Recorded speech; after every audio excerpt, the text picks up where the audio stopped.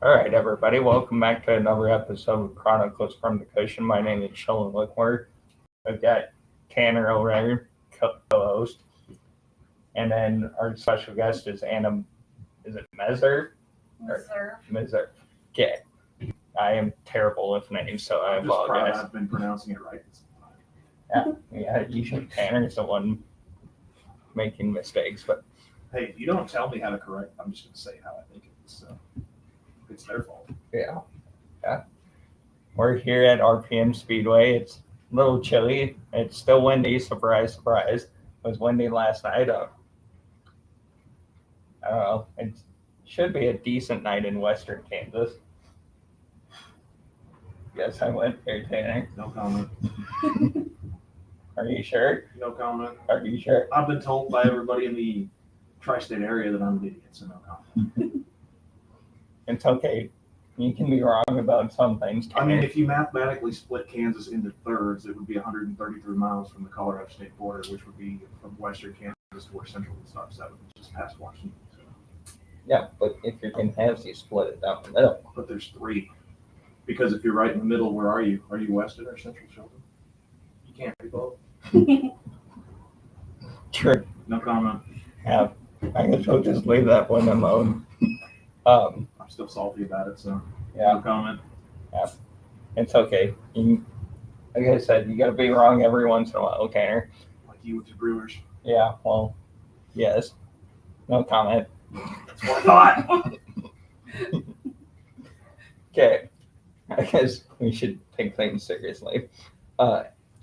Anna, usually we just let the driver or the guest just kind of talk about how they got involved in the sport of racing and just kind of or we'll just let you ramble and we'll throw questions as we maybe think of them. Okay. I'm a bit of an adrenaline junkie. I have done demos, been involved with demos my whole life growing up, thanks to my father. We did tough trucks here in Hayes. I was the first female here that did that when that first started up. I've done mud bogging, all of it. Watched my dad help his buddies build cars. And then I married him, my now sport mod driver. Yeah. And he kept. I guess real quick, yeah, Justin Meserve's up here as well. He's got a sport mod. And he kept talking about, oh, I'm going to move up. I'm going to move up. We met some good people. And they all like offered a car for $4,000. And I'm like, oh, yeah, let's do it. Let's do it. So he did it. I'm like, hey, I'm taking that hobby. Kept going. And my birthday rolled around in January. I said, I'm driving that hobby. He's like, oh, are you serious? Yeah.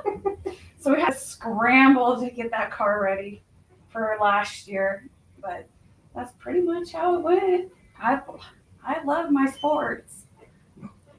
Yeah, for sure. Yes, obviously it's just a learning curve for you as you get more track time. I guess what did you kind of learn last year, and I guess what are your goals going into this year, or is it just about having fun and killing time, I guess? I don't know. I'd like to get up there and give the boys a hard time, but also at the same time, I'm not looking to tear up my stuff. It's a great stress reliever for us. We have a special needs kid at home, so it's a great break for us. But I've learned my depth perception is way off. I think I'm really close to the guys, but I am nowhere near close enough. And we just put a new motor in it, so I'm hoping to just stay with the pack. Goal is to pass 3 people every race and not get lapped. So, and I got my husband, Justin, a great support, and then we got great friends out in the pits right now that are running too. And everybody's just really great about, hey, what did I do something wrong? Could you see where I could improve? Feedback is phenomenal. Yeah, I think, I guess Facebook told me today is the 4-year anniversary that I started my Facebook page. So it's been about 4 years that I've been involved in the sport, and I think that's one of the coolest things or coolest aspects about the sport is just the friendships you make. And I mean, I, I said it overnight. I truly I feel like at home here at the racetracks. It's just such an inviting community, and you know, yes, we're competitive and we want to do well, but at the end of the day, we're all just having fun out here and just killing time and relieving stress, like you said. Yeah, most definitely. And our great friends now, we met 5 years ago because I was pregnant with my daughter and I got heat sick over in Waukene, and great group of guys out of Great Bend. Just, hey, are you okay? You okay? Oh yeah, I'm great. I'm great. And here we are supporting them, helping them out any way we can. Um, we just had one of the guys bring their vehicle over to our farm and try to hurry up and get it put back together so he could run tonight. And unfortunately, damage was too bad, and he isn't able to run tonight. But we gave it our best shot. Yeah. Yes, Tanner, you thinking of anything over there? I mean, I was gonna say your goal was to pass 3 cars a night. If you were in the main event last night and you kept your nose clean, it wouldn't have been an issue to pass 3 cars because most of them took each other out in like lap 1 6 times over. Yeah, and that was our strategy last year going in, is start at the back of the pack, because if you can move up, you get those charger points or whatever. So if you can stay on that same lap with those guys, those are nice. But I've missed so many wrecks last year just starting in the back. And okay, boys, have fun. I'll see you on the other side. We see a lot with the younger drivers just starting out. Maybe not taking that approach and just starting in the back and trying to get their feet wet and learn. Do you think that's helping you, just kind of starting in the back, just to kind of learn, what the car's going to do, what the track's going to do, and then you can just slowly increase from there? Most definitely. I think so, because I can go, okay, you're kind of slow like me, so I'm going to follow your grooves, follow your line, see if I like it. Okay, no, you're not working for me. Kind of go follow the car in front of him a little bit, follow his line. And I don't have to worry about the guys coming and running me over, and I'm not in the way, because that's the big thing, is they start pushing and bumping. I'm like, I'm not ready for that yet. Hold on. So I think starting in the back, just like you said, getting your feet wet, figuring out how it works has been very, very beneficial. Yeah, for sure.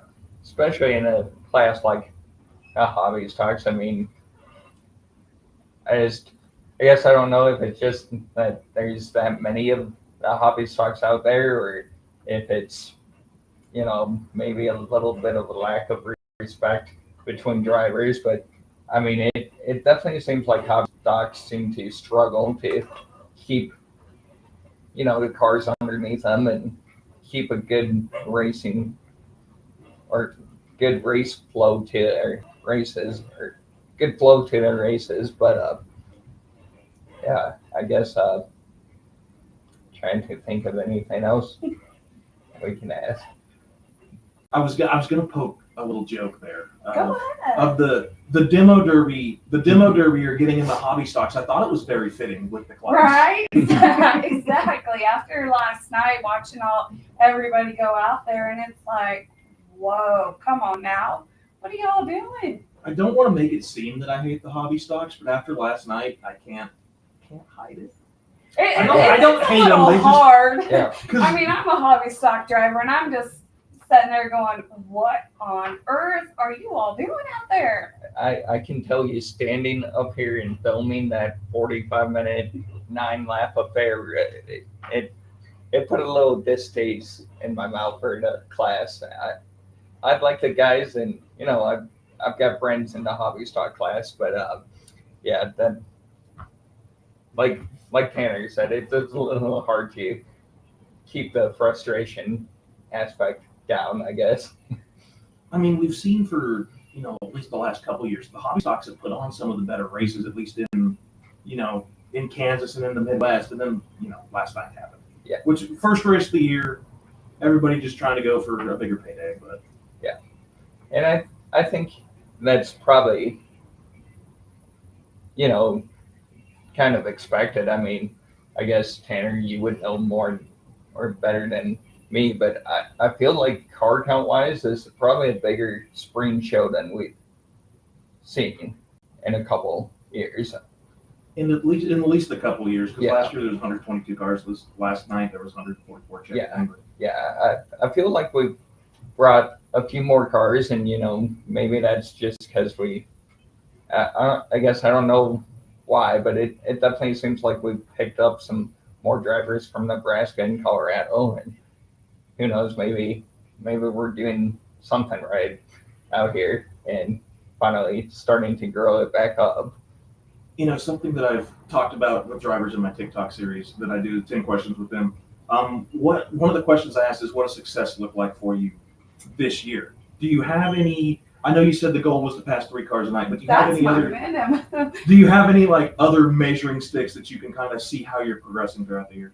One of them, every night try to pass 3 cars, not get lapped down.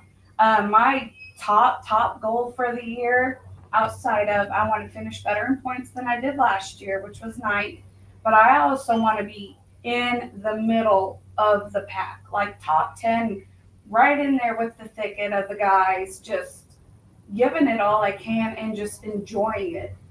Because I think for me, I know I'm a small little hobby stock driver, but for me, that's what my success would look like, make me feel accomplished, going from the back of the pack, getting lapped all the time, to getting lapped, maybe once or twice, staying with him a lot longer, to, okay, well, I know what I'm doing now. Let's try to get in the middle of it, see if I can hold my own.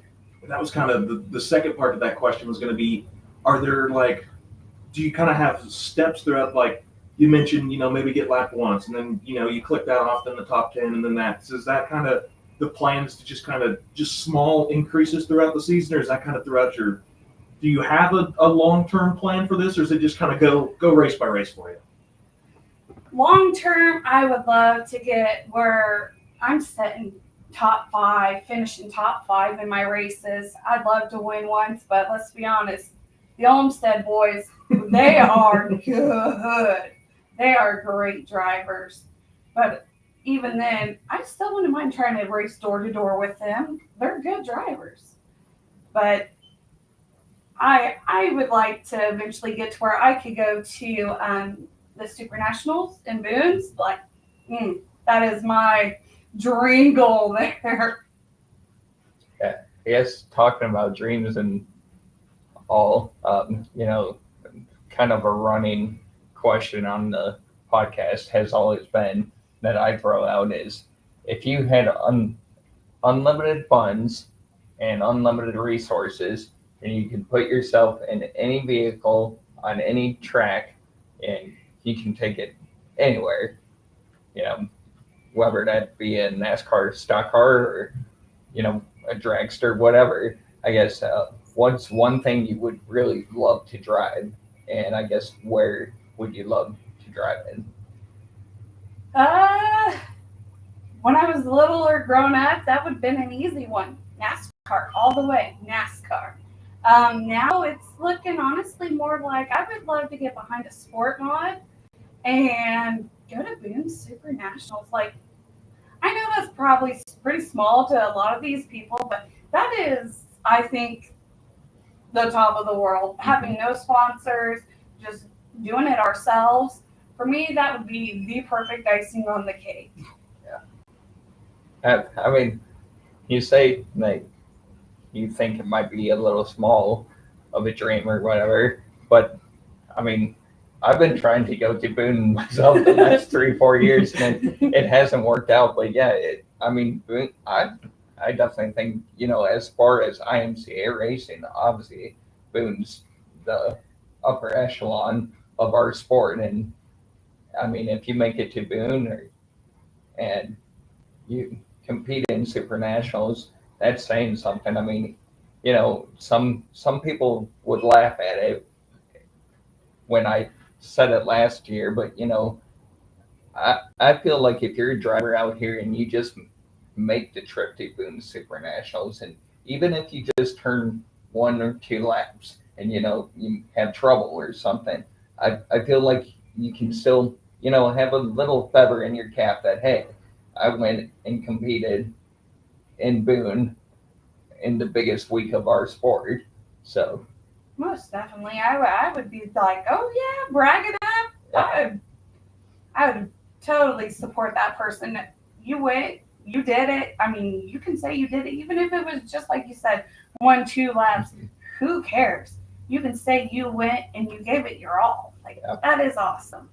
Tanner's over there thinking, yeah, I just want to kick Jerry Manzicle out in the booth one night. I would just like to. I haven't even been to Boone yet, and I've been announcing for 14 years, and I haven't even been to watch. So yeah, me either.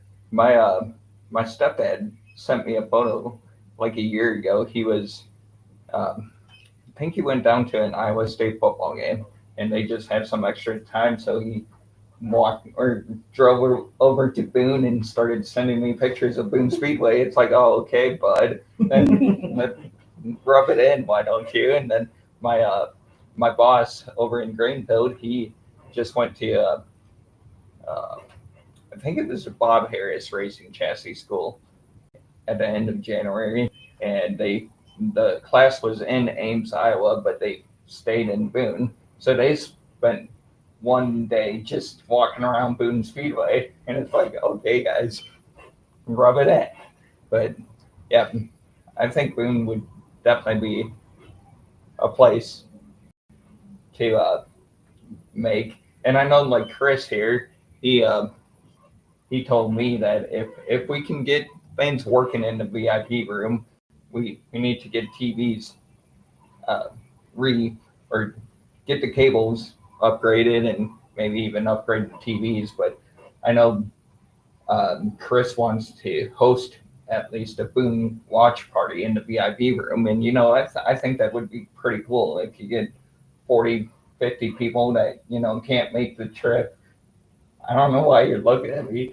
I don't want to be in the VIP with 50 other people. I hate to break it to you. Yeah, well, me either, I but have a couch at home. true. But I just said 40 to 50 because that's what Chris said maximum or maximum people allowed. Yes. Yeah. Words are hard. Especially. It was a late night, Yeah, early morning. Yeah. Everything just kind of blends together at this point. Yeah. I freaking I got back to my dad's apartment about 1:30 last night, or this morning, I guess. And then, just how it is. They have me sleeping on the couch or sleeping on a mattress in the living room, and the sun's beating right down. So as soon as the sun rose, I was up. So yeah, things are a little slow today. So if the podcast isn't like an amazing show, that's probably because we're all tired out here. But yeah, I guess. Tanner, you have anything else you can think of? So we've talked about the Hobby Stock main event last night, called it at 8 laps and 45 minutes in. When races get drawn out that long, is it hard in the car to kind of keep your focus, or are you just so locked in that it doesn't really matter? I've only had, I think, once where it seemed like it got really drawn out. For me personally, I did start to lose a little focus because you get going and you're like, oh man, that was such a great run. Oh yeah, oh man. Then you go again and you're like, oh, yeah, oh man. And then you take off and it's a bad run and you're like, well, there's another caution. Okay, well, I ain't got to try so hard now because it ain't going to matter. For me, it is hard to stay locked in. I would have been off in La La Land. I just kind of going, what am I going to eat tomorrow? What am I going to do? And that's the bad part because those cautions, they take so long for everybody to get bunched back together, get relined up. And it creates a lot of downtime. I don't know about everybody else, but I wouldn't have stayed locked in very well. I would have been off in my own little world, doing my own little thing, Yeah. forgetting what I was doing.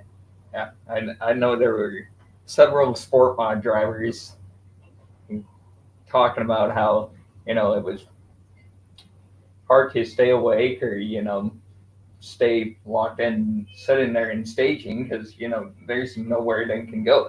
They've got to be ready to go for their feature.